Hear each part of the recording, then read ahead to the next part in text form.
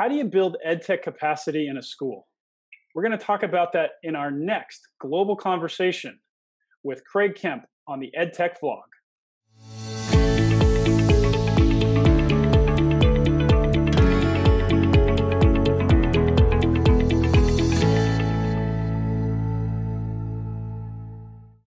Hi, I'm Dr. Matt Harris, and this is the EdTech vlog.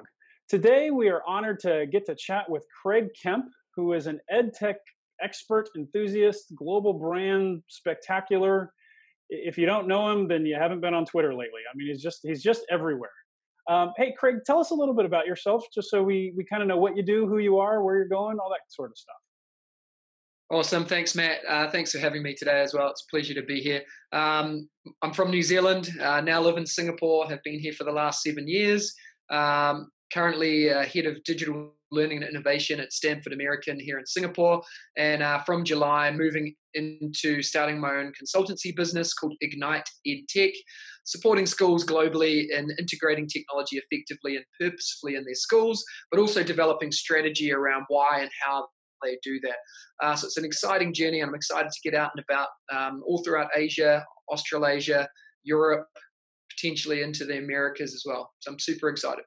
That's awesome. Congratulations.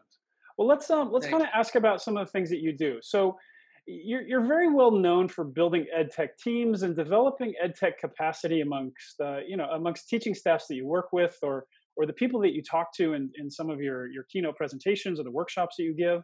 What are the key areas of focus for success that others could use in their schools? Like, what are the things that you really focus on when you're thinking about EdTech capacity building for teachers and instructional staff?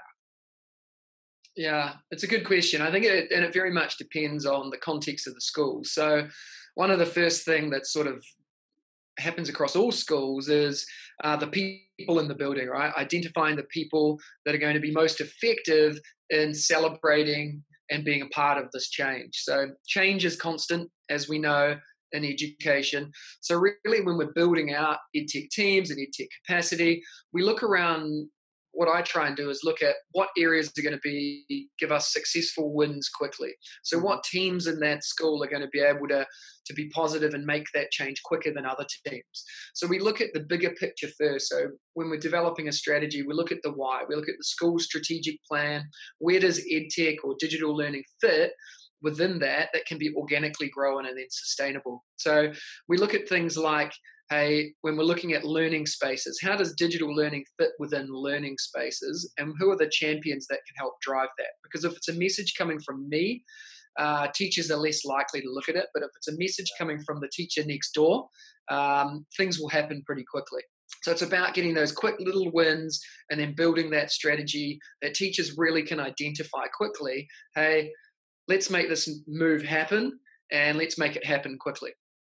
That's interesting, because you kind of talk about two really key elements that we've talked about in the past on this vlog, and you and I have chatted about repeatedly, and that is that notion of peer-to-peer connection, right? With your coaches, with your instructional peers, that teachers respond best when there's somebody kind of on the same level with the same experience and maybe suffering the same misery. I don't know what that is. Why do you think that is? Why do you think that message comes across so much stronger when somebody that's a peer is saying something, the exact same thing that you've been saying for months? Yeah, I think it's the nature of teachers as well. That teachers are a funny breed of people, right? Like we're super competitive, but we also want to make sure we're doing the best for the kids in our care. So when you see something that's successful that the person next door is doing, you also know deep down that if they can do it, I can do it. So it's that whole notion of I call it the teacher next door method. And that's the fact that, hey, if that person can do it, I can do it. So it's all around, I think, confidence and being confident in actually doing it. When it comes from an expert, it's really hard to think, hey, well, if he can do it, I can do it. But when it's someone that's on an equal footing to you, I think it just becomes a whole lot easier to actually realize that it's possible. That's excellent. Now, you and I have talked about this notion of putting the learning before the technology. I mean, I've said it on the vlog. You and I have chatted about it a lot. You include it in your presentations, but you go even further. You take this concept even further. And what you say is put the people before the tools. And you've kind of discussed it right now. What do you mean by that? What do you mean putting the people before the tools? Yeah, I think it comes down to the whole. I guess an example here at my current school is, and a lot of schools do this, right? Like throwing in tools first and saying, "Hey, use this, make it happen." But I guess it's pedagogy first, technology second. So making sure that you've got the human resources there to support the actual learning capacity. So too often we throw tools at teachers and expect them to use it well, but no one really ever thinks about the why, like how and the how. How are teachers going to actually be able to build their capacity? So what we look at is the human capacity here. So we look at how do humans in the building help develop skill sets. So the tools, and an example could be Seesaw as a tool that develops the capacity of teachers to connect with parents at home, for example. It's really good in saying that, but without the human resources to support and show how this can happen, you miss 40% of your teachers. When you're looking at that curve of teachers, you get the early adopters, you get the innovators, but you don't get the people in the middle that are waiting for someone else to do it and to show them how to do it. The reality is, no matter what school you're in, people are going to need someone to hold hands, right? So the human resource factor is critical, whether that's your coaches, your EdTech team, or whether it's just champion teachers who are there and willing to give their time to support other people. So here we focus a big time on developing our EdTech champions and really giving them time to develop their peers and helping their peers. So it's very much a factor of how do we help people grow rather than how do we put tools in place to help change happen. So, what are some examples of how you get those champions upskilled or more influential? Like, what are some takeaways that listeners could hear about what you're doing specifically with the champions, not the coaches, and not necessarily your garden variety teacher, that person in the middle? Yeah, so I think like I define a champion as a really simple example here: a classroom teacher that's just passionate about using technology to make a difference in their classroom, and we sort of base this around a couple of things. One is that they do not have to be tech savvy; they don't have to be the tech whiz, they don't have to be genius. They just have to be positive, right? They have to be Yeah. a person that's relatable and to each other. They have to be willing to develop relationships. They have to be confident in sharing. So those champions really have to just be willing to learn. So what we do is when we develop this champion program, they don't get paid. They don't necessarily even get more time out, but they do get more professional learning.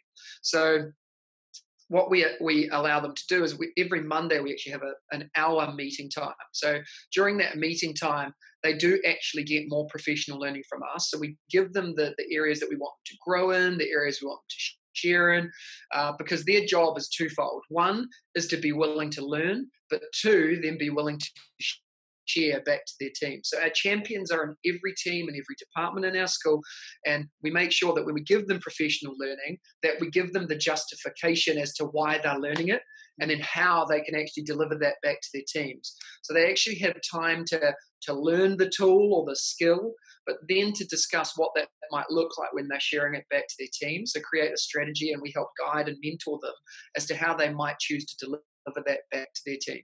So yes, they may get a tiny little bit of extra time compared to other people. We might be able to get them out of class for a little bit, which is amazing, and it doesn't really happen, and change doesn't really happen unless we give that time to teachers, because otherwise there's a lot of pushback. But the most important thing is that they have a passion and willingness to learn on their own time, because it does take time as well. That's a really interesting issue because we know that time is one of the many resources that we have to account for with teachers. And when it comes to teaching, time tends to be the most important, more important than money, more important than recognition. Time is number one. And time is critical when you're working with teachers in general about transforming their practice or their use of technology. So you kind of discussed about how you do this with your champions who already have that passion level to want to give their time. How do you account for approaching this problem of time with everybody else where maybe they don't have the same passions or the same openness to using their time for something that's so critical from your standpoint? Yeah, I think it's tough, and in every school has this problem, right? Like time is a resource that we don't have of. And we're fighting against the math people want a bit of that time. Literacy people want some of that time. Special support students needs that time. In our school, like English as a second language needs that time. So we're fighting, and we're a small percentage. So for us that has worked successfully here, it's getting the leadership involved. So it's making sure that the time that's dedicated to professional learning for teachers, we get a chunk of that time, that we're not adding more time, but we get a chunk of that time. So we get a meeting every month to share something back. So we negotiate to the point where we want to be able to work together with everyone, because our job is not to stand at the front and give and take. Ours is to integrate and work with people to help share that knowledge and experience, but put it into context for people. So we work with our leadership team to get the time. And once we've got the time, we work really hard to find the pieces or the areas that work best. So it's bringing in those champion teachers to lead it rather than it always being us. The other thing we try and do is offer optional times for people. So techie brickies or pop-in PD sessions where once a week, every morning, we say, hey, for pop-in PD this week, we're going to be talking about Seesaw and how it can work in your school. If you want to come along. We might put on some croissants or some fruit and people can come along. Not compulsory, but optional. So again, if people have that time, they're going to come along. But the tricky part about that, and what we continue to find, is it's always the same people. It's not the people that you need there. It's the people that want to be there. So you're hitting the same audience. So I guess one of the biggest factors and challenges we have is trying to hit that everyday teacher, the teacher that might be pushing back on everything you say and do. And what it comes back to is honestly, is that teacher next door model, and the leadership ideal that we're on this journey together. And if you want to be part of this journey, you have to jump on board, or you're going to find yourself getting left behind. That technology isn't going to replace your job, but those that use it well to add value to student learning are going to take your job if you don't jump on board. Wow.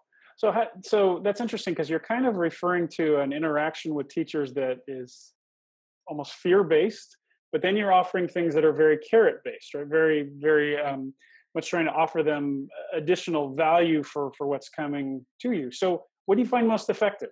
That you have to do it, or free croissants? Yeah, it's funny.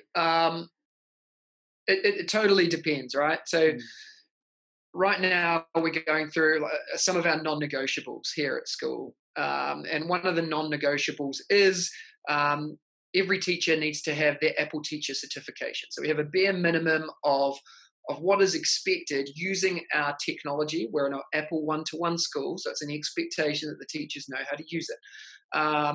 We're about 65-70% of the way through making sure that everyone's got that. And of course, the 30 or 35% of people that haven't done it are the ones that are going to push back on everything. So we've just seen in the last week, we've asked our principals to push out a message to their team saying, this is a non-negotiable, you must do this. So as soon as that's been pushed out, we're seeing a huge increase in people asking for help, a huge increase in people completing it just because they've had that extra push. So I think it's a matter of timely responses as well as providing the support. So I think it's a combination of both, saying you must do this, but also providing the scaffolding to say, you must do this, but our team is here to help. How can we help you? And just allowing that flexibility and time in doing that. So you've just talked a lot about the how. So you've given a lot of examples about how you're delivering professional development and you're connecting with a number of people, but you spoke at the beginning about the value of the why. So I guess my question for you is, what is the why that you're using within your schools that you're kind of giving as a reason for teachers to be asked to engage in this level of technology-infused learning? What is the why? Yeah, it's a good question. I think we've just gone through here at school a new mission and vision. So the really cool thing for us as a digital learning and EdTech team is that we have a new mission and vision, and that's our why. It's inspiring students to create their unique future. So as a school, that's our statement, I guess, and that's the justification for everything we do. So as a school, we have this really cool umbrella statement that as a digital learning team, we can add some things in there. So one, to answer that question, the why is critical for connecting the school's vision with each little piece. So in previous times, we've sat outside of that school vision and tried to implement things that hasn't been successful. Now we're putting our model or vision underneath one of those strategic pillars. So as a school, we've created these strategic goals, and as a digital learning team, we're trying to fit ourselves within those strategic pillars so we can be more successful. So as a school, our vision is inspiring our students to create their own unique future. And as a digital learning team, our vision really is to possess a culture where everyone thrives in a constantly evolving landscape. So we're trying to make sure that we are not tech specific, that we don't mention the word technology at all in what we try and do. We're there to help people growth and trying to help our teachers in developing their capacity so that they can help the students in their classrooms. We're never going to be in a position where we have enough coaches to give people one-to-one support every day. It's just not the way it works. But we are in a position to help our teachers grow. And we always say, and it's potentially a bad model, but we always say, we'll know we've done a good job when we're no longer needed. So we're going to work ourselves out of a job. And we grow our teachers to the point where they can deliver this in their classrooms. So it's interesting you mentioned that, because my last question for you, kind of to wrap this all up, is tied to a challenge that we have in education. So we know that leadership is critical. We know that good teaching is critical, but the definitions of those things are almost non-existent. You know it when you walk in the room, right? You know it when you walk into a school, you can feel the leadership at the school. You know when you walk into a room and you see the teacher moving, but putting your finger on that is almost impossible. So if you've hit the why and you've followed the hows and you've been successful, how do you know it? Like if you walk into a school or you're giving mentorship to somebody in a similar position, what are you telling them to look for as indicators of success that they're doing their job well? Yeah, it's a good question. It's something we think about all the time. So when we're trying to justify bringing in a new tool or justify bringing in a new project or even running professional learning, the first question that we ask, and often we say this at face value, is how is this going to add value to student learning? How is it going to improve student learning outcomes? And the measurable piece of that is always the biggest challenge. So we can bring in anything and we can say we're making a change, but really how does that look over time? So we are very much on the journey of implementing, and this is our third year now of asking people questions. So we do a survey every year that asks people questions, not only as to what they're seeing in their classroom, but also the things that they have noticed and changed over time. So we use the ISTE standards as a I guess a core to our model and how we use things. So we have questions related to things like computational thinking and digital citizenship. So this year for us, we've had a huge focus on digital citizenship, but we don't have any measurable outcomes necessarily until we get down to the nitty-gritty of asking people, hey, what does this look like? We can look at your planning documents and see that you've done it. But when we ask kids, are we going to see a noticeable difference in their responses? So when we get the results back from that, that's really useful. But if you were coming into my school and walking around, how would you know that we're actually doing that? I guess what the first thing I would say is, don't ask me, go into a classroom and ask the kids. If we say that our vision is to inspire our students to create their unique future, go in and ask the kids, like, what are you doing on your iPad? How's that helping you with your learning? They should be able to tell you that. They should be able to justify to you why they do it. If we know our teachers are doing a good job and helping our kids understand why they're using technology that's fit for purpose, then our kids should be able to tell you that too. So it's like when I was in the classroom, we would use WALT. We are learning too, and what we're looking for, or being able to justify those key things every lesson, the evidence that shows how we know we have achieved that. So on that level of learning is that technology has a very small piece of the puzzle, right? Like technology helps us achieve the goals. It's a tool to help get us further, but there's nothing more than I like walking down our hallway in a one-to-one iPad program in elementary and seeing kids without their iPads out. and then asking them and their teacher why they're not using them, and they can tell me why. And I think that, to me, helps really understand that technology is being used in our school because it is needed. Technology should add value to learning, not be used as a replacement for other things.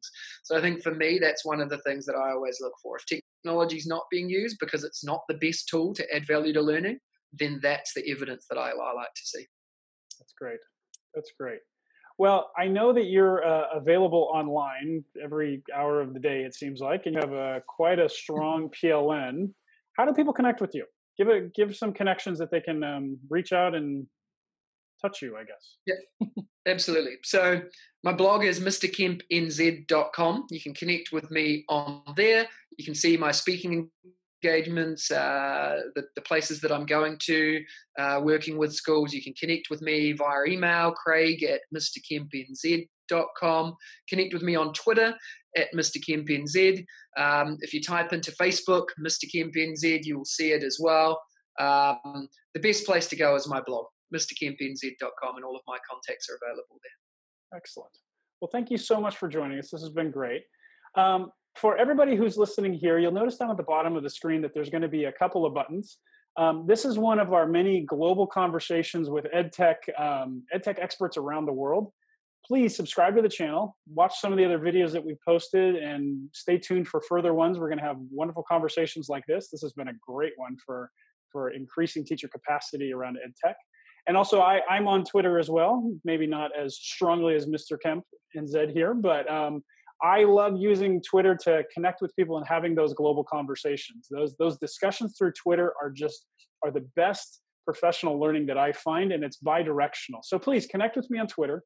My handle is @MattHarrisEDD, and ask me about anything related to this topic or others, or tell me who else you'd like to chat with, and we'll try and get them on the show. So, Mr. Kemp, thank you so much for joining us and sharing your wonderful information. It's going to be valuable to tons of people. For everybody else, have a good day. Bye. Thanks, Matt.